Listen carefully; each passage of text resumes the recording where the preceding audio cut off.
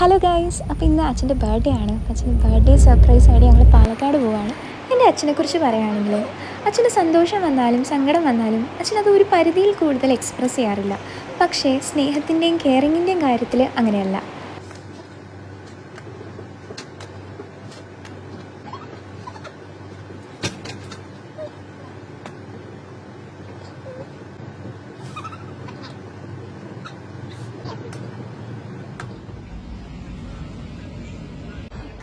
ഞങ്ങൾ പാലക്കാട് എത്താറായി. അപ്പോൾ ട്രെയിൻ ഇറങ്ങിയതിലൂടെ കേക്ക് വാങ്ങിച്ചിട്ട് വീട്ടിലോട്ട് പോവാം. Happy birthday. സങ്കടമായിട്ടെന്ന് വെച്ചാൽ കേക്ക് കിട്ടിയില്ല.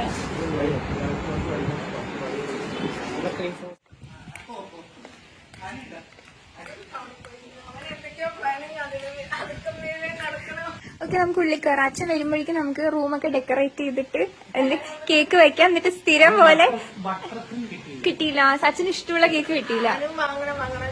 അത് അനുവിന്റെ അടുത്ത് 1/2 കിലോ വാങ്ങാൻ പറയൂ. Butter cream. ഇത് ബ്ലാക്ക് ഫോറസ്റ്റാ കിട്ടിയത്. ഓക്കെ, അല്ല അച്ഛൻ വരുമ്പോഴേക്കും നമുക്ക് ഡെക്കറേറ്റ് ചെയ്ത് വെക്കണം. എന്നിട്ട് വേണം അച്ഛൻ ഞെട്ടാതിരിക്കാൻ.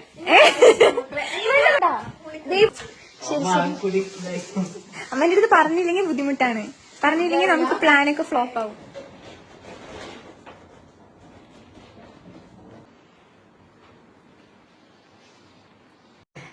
ഹലോ ഗൈസ്, അപ്പൊ ഞങ്ങളെ വീടെത്തി.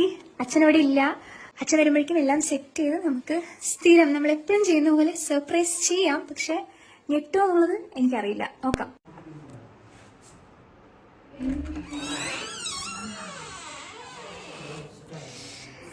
ഗൈസ്, അച്ഛന് നമ്മൾ സർപ്രൈസ് കൊടുക്കാൻ വേണ്ടി ഇവിടെ കേക്കൊക്കെ സെറ്റാക്കി വെച്ചിട്ടുണ്ട്.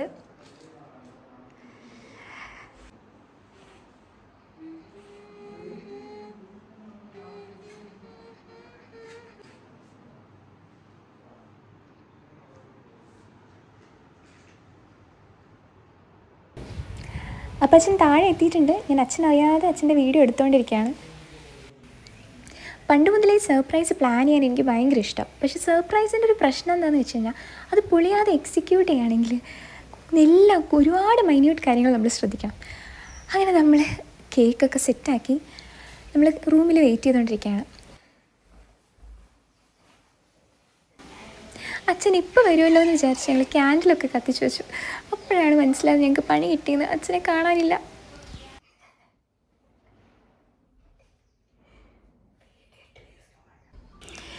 ക്യാൻഡിൽ കത്തി പകുതിയാവാറായി, എന്നിട്ടും അച്ഛനെ കാണാനില്ല.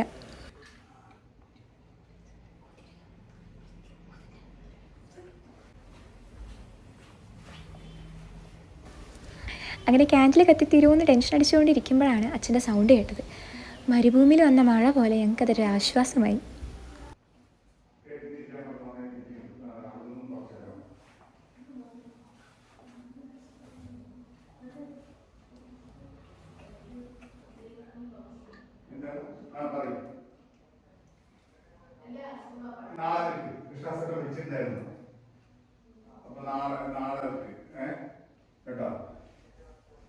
അല്ല, കൃഷ്ണനെ വിളിക്കണ്ടായിരുന്നു വെള്ളം നിൽക്കാൻ. വിളിച്ചിട്ടുണ്ടായിരുന്നു. അപ്പൊ നാളെ കേട്ടോ. അല്ല, കൃഷ്ണനെ വിളിക്കണ്ടായിരുന്നു വെള്ളം നിൽക്കാൻ ചോദിക്കാൻ.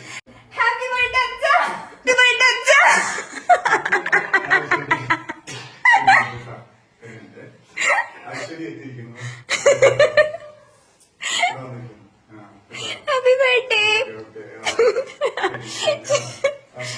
വേഗം കട്ട് ചെയ്യൂ, അത് കത്തിട്ട്.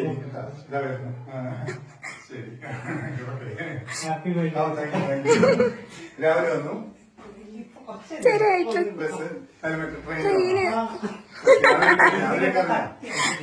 ചെറിയച്ഛനറിയായിരുന്നു. കത്തി എടുത്തിട്ട് വരും. കത്തി എല്ലാരും ഉണ്ട്. എടാ ഇത് കത്തി എടുക്കണ. കത്തി എടുത്തിട്ട് ഇത് കത്തണു. കേക്ക് കത്തണു. നമ്മുടെ എക്സ്പ്രഷൻ അവിടെ ക്യാപ്ചർ ആക്കിക്കൊണ്ടിരിക്കുന്നു.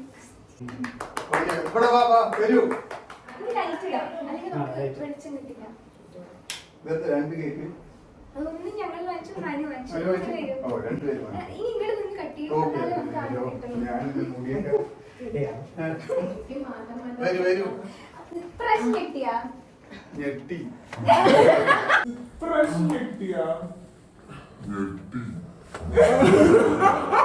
നീ ഇവിടെ പ്രതീക്ഷിച്ചില്ലല്ലേ ഞാൻ മാലിയില് അച്ഛൻ എന്തായാലും സംശയം തോന്നിയാ ഏയ് ഒരു സംശയം. ഞാൻ ഇവിടെ പുറത്തുനിന്ന് അച്ഛൻ കാറ് വീട്ടിൽ തുറന്നപ്പോ ഞാൻ ഇവിടെ ജെല്ലി കൂടെ ഫോൺ ഇട്ടിട്ട് കാറ് വരുന്നത് ഞാൻ എടുത്തു ഞാൻ കണ്ടിട്ടില്ല. അപ്പൊ ഏകദേശം എന്റെ കൈ കാണുന്നു ഇല്ല കണ്ടു ഇവിടെ ജെല്ലി തുറന്നിട്ട് ഞാൻ എന്തോ ബോധത്തിലിരിക്കുകയാണ് ശരി എല്ലാരും വാ, കൈലാസം വരൂ.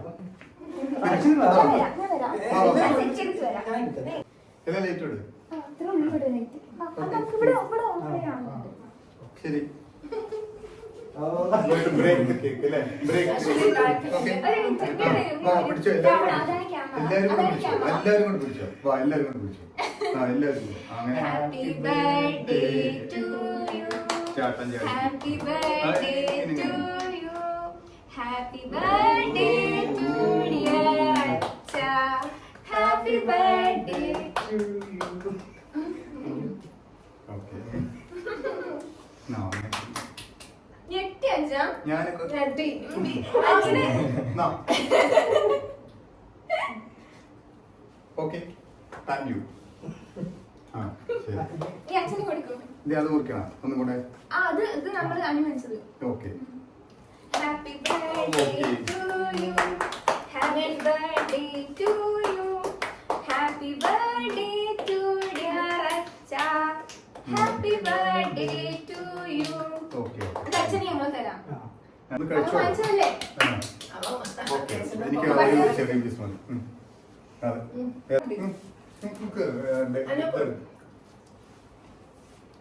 അതെ വഴി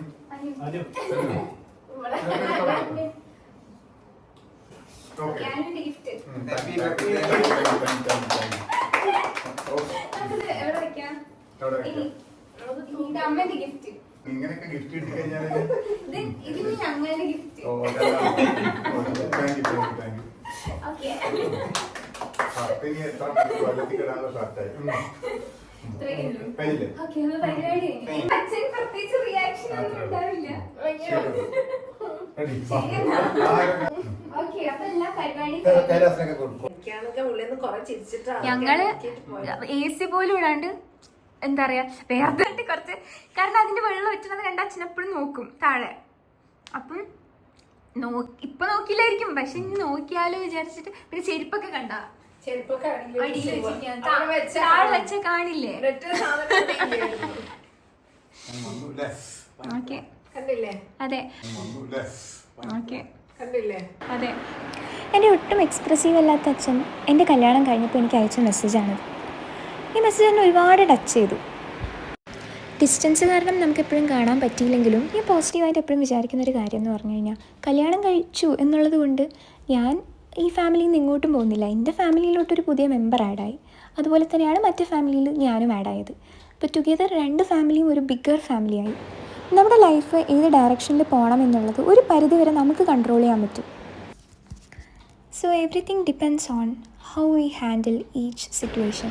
അപ്പോൾ എല്ലാം പറഞ്ഞ പോലെ കല്യാണം കഴിഞ്ഞുകൊണ്ട് പ്രത്യേകിച്ച് ഒരു മാറ്റം ഉണ്ടായിട്ടില്ല. ലവ് യു അച്ഛാ, വൺസ് അഗെയിൻ ഹാപ്പി ബർത്ത്ഡേ.